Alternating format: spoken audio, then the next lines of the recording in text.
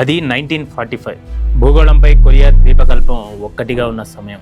ఉత్తరం లేదు, దక్షిణం లేదు, ఒకే కొరియా. జపాన్ బలగాలు దేశాన్ని వదిలి వెళ్లిపోయాయి. అధికారం ఖాళీ అయింది. సరిగ్గా అక్కడే రెండు గ్లోబల్ సూపర్ పవర్స్ కళ్ళుపడ్డాయి. America, Soviet Union. ఒకే దేశాన్ని ముక్కలుగా కోసేశారు. మధ్యలో ఒక గీత గీశారు. అదే 38th ప్యారలెల్, అంటే 38వ సమాంతర రేఖ. నేటికి ఆ రెండు దేశాల మధ్య రక్తసిక్తమైన సరిహద్దు అదే. నిజానికి విభజన అనేది అమలు ప్లాన్ కాదు, కానీ కోల్డ్ వార్ రక్కసి మధ్యలోకి వచ్చేసింది. ఉత్తరం కమ్యూనిజం వైపు, దక్షిణం యాంటీ కమ్యూనిజం వైపు. అసలు ప్రశ్న ఒకటే మిగిలింది: నిజమైన కొరియా ఏది? సమాధానాన్ని తుపాకీ బుల్లెట్లతో వెతకాలనుకుంది ఉత్తర కొరియా. 75,000 మంది సైనికులతో దక్షిణంపై దాడికి దిగింది. వెంటనే అమెరికా రంగంలోకి వచ్చింది. ప్రపంచ అగ్రరాజ్యం తన శైలిలోనే యుద్ధంలో జోక్యం చేసుకుంది. అలా మొదలైంది కొరియా యుద్ధం, కోల్డ్ వార్ కాలపు మొదటి సాయుధ సంగ్రామం. కానీ ఈ మహాయుద్ధం వెనుక ఒక మరుగుపడిన చరిత్ర ఉంది. ఈ రక్తపాతాన్ని ఆపడానికి ఒక యువ ప్రజాస్వామ్య దేశం ప్రాణాలను పణంగా పెట్టింది. ఆ దేశమే మన భారతదేశం. రాయబారి, శాంతిదూత, చర్చల మధ్యవర్తి, యుద్ధ ఖైదీల రక్షకుడిగా మారింది ఇండియా. న్యూఢిల్లీ 3వ ప్రపంచ యుద్ధం రాకుండా అడ్డుకోవడానికి తెర వెనుక నడిపిన వ్యూహం ఇది. ఆ తేదీ అక్టోబర్ 2, 1950. అమెరికా సైన్యాలు 38వ సమాంతర రేఖ వైపు దూసుకుపోతున్నాయి. వేల కిలోమీటర్ల దూరంలో ఉన్న బీజింగ్ పాలకుల్లో టెన్షన్ మొదలైంది. యుద్ధం తమ సరిహద్దులు దాటొస్తే పరిస్థితి ఏంటని. అర్ధరాత్రి వేళ భారత రాయబారికి అత్యవసర పిలుపు వచ్చింది. చైనా ప్రధాని జౌ ఎన్లాయ్ నేరుగా రంగంలోకి దిగారు. భారత రాయబారి చేతికి ఒక సీక్రెట్ మెసేజ్ అందింది. అది ఇండియా కోసం కాదు, అమెరికా, బ్రిటన్లకు చైనా ఇచ్చిన ఫైనల్ వార్నింగ్. అమెరికా దళాలు గనుక 38వ సమాంతర రేఖ దాటితే చైనా యుద్ధంలోకి దిగుతోంది అని బెదిరించింది చైనా. ఇక టైం సరిగ్గా తెల్లవారుజామున 1 గంట 30 నిమిషాలు అవుతుంది. భారత రాయబారి ఆ హెచ్చరికను అప్పటి ప్రధాని జవహర్ లాల్ నెహ్రూకు కేబుల్ చేశారు. ఇంత పెద్ద హెచ్చరికను చైనా నేరుగా అమెరికాకు ఎందుకు చెప్పలేదు? ఎందుకంటే వారి మధ్య ఎలాంటి దౌత్య సంబంధాలు లేవు కాబట్టి. అమెరికా దృష్టిలో కమ్యూనిస్టు చైనా ఒక దేశమే కాదు. అందుకే భారతదేశం ఒక వారధిగా మారాల్సి వచ్చింది. నెహ్రూ ఈ సందేశాన్ని వాషింగ్టన్ కు చేరవేశారు. కానీ అమెరికా దాన్ని లైట్ తీసుకుంది. అదొక కమ్యూనిస్టు ప్రోపగాండా అని కొట్టిపారేసింది. భారతదేశం భయపడుతోందని నవ్వింది. కానీ అదొక చారిత్రాత్మక తప్పిదం అయింది. కొన్ని వారాలకే లక్షలాది మంది చైనా సైనికులు యుద్ధ రంగంలోకి దిగారు. యుద్ధం మరింత పెద్దదైంది. శవాల దిబ్బలు పెరిగాయి.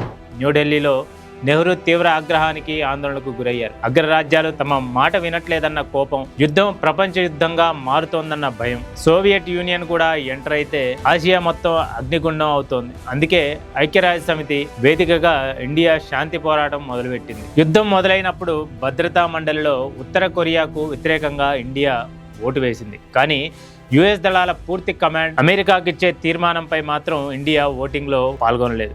భారతదేశం తన సైన్యాన్ని పంపలేదు. కానీ 60వ పారాషూట్ ఫీల్డ్ అంబులెన్స్ను రంగంలోకి దించింది. ఆ భారతీయ వైద్య బృందం రణరంగంలో అద్భుతాలు చేసింది. 2 లక్షల మందికి పైగా గాయపడిన సైనికులకు ప్రాణభిక్ష పెట్టింది. 2,300 పైగా సర్జరీలు చేసింది.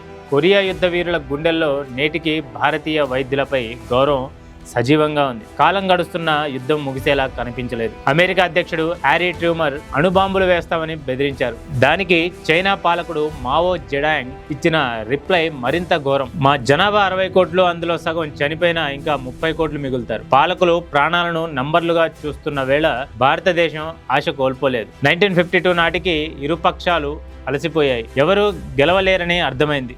సరిహద్దుల్లోని పాన్ముంజోం అనే చిన్న గ్రామంలో శాంతి చర్యలు మొదలుపెట్టాయి. అన్నీ కుదిరాయి. కానీ ఒకే ఒక్క చోట ఫైల్ ఆగింది. అదే యుద్ధ ఖైదీల వ్యవహారం. యుఎన్ కస్టడీలో 1,70,000 మంది ఖైదీలు ఉన్నారు. వారికి నచ్చిన దేశానికి వెళ్లే ఛాన్స్ ఇవ్వాలి అంది అమెరికా. లేదు, అందరినీ మాకు అప్పగించాల్సిందే అని చైనా. సంక్షోభం మళ్లీ మొదటికి వచ్చింది. నెహ్రూ తన ప్రత్యేక దౌత్యవేత్త కృష్ణా మీనన్ను రంగంలోకి దించారు. మీనన్ ఒక ఫెయిర్ ప్రపోజల్ పెట్టారు. 5 దేశాలతో ఒక ప్రత్యేక కమిషన్ ఏర్పాటు చేయడం, ఖైదీల ఇష్ట ప్రకారమే పంపడం, నిరాకరించిన వారిని యుఎన్ పర్యవేక్షణలో ఉంచడం. ఐక్యరాజ్య సమితి ఈ ప్లాన్ ను మెచ్చుకుంది. కానీ సోవియట్ యూనియన్ వీటో చేసింది. దౌత్యం విఫలమైంది. మళ్లీ తుపాకులు గర్జించాయి. అమాయకులు బలయ్యారు. చివరికి 1953లో బుద్ధొచ్చింది. కొరియా దేశాలు తాత్కాలిక సంధిపై సంతకాలు చేశాయి. మళ్ళీ ఆ 1,70,000 మంది ఖైదీల బాధ్యత ఎవరిది? మళ్లీ కృష్ణా మీనన్ ప్లాన్ వైపు చూడక తప్పలేదు. ఆ కమిషన్ ను భారతదేశానికి చైర్మన్ గా నియమించారు. 1953 నాటికి భారతదేశానికి స్వాతంత్ర్యం వచ్చి కేవలం 6 ఏళ్లు మాత్రమే. అలాంటి చిన్న దేశం ప్రపంచ శాంతిని శాసించే అతిపెద్ద బాధ్యతను మోయగలదా అని ప్రపంచం అనుమానించింది.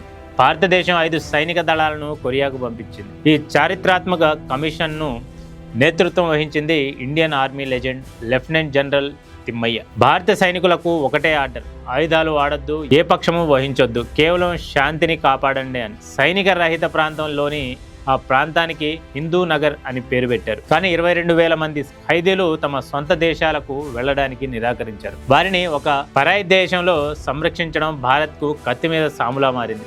1953 నవంబర్లో కొందరు ఖైదీలు భారత సైనికులనే బందీలుగా పట్టుకున్నారు. జనరల్ తిమ్మయ్య స్వయంగా ప్రాణాలకు తెగించి రంగంలోకి దిగి వారిని రక్షించాల్సి వచ్చింది.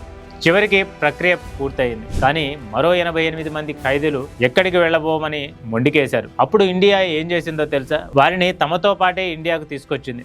12 మంది చైనీయులు, 74 మంది ఉత్తర కొరియన్లు, 2 దక్షిణ కొరియన్లు. భారత సైనికులతో కలిసి వారు ఈ గడ్డపై అడుగుపెట్టారు. తర్వాత కాలంలో కొందరు జర్మనీలు, మరికొందరు లాటిన్ అమెరికాకు వెళ్లిపోయినా కొందరు ఇక్కడే ఉండిపోయారు. కానీ ఆ 88 మంది కథలు చరిత్ర పుటల్లో ఎక్కడా నమోదు కాలేదు.